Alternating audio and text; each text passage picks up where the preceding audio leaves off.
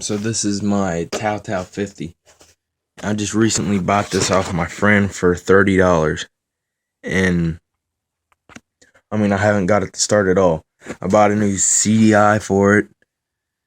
I got a new solenoid, a new battery. He lost the key, so I got a new starter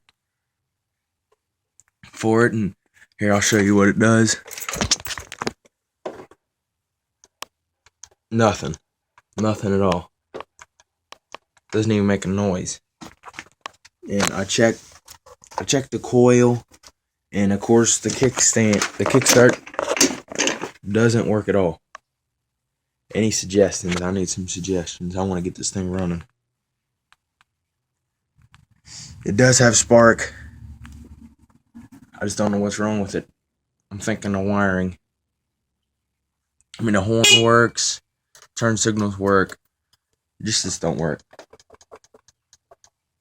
Doesn't work at all. Hold the brake in.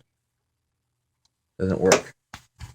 Got plenty of gas, new spark plug, clean the carburetor.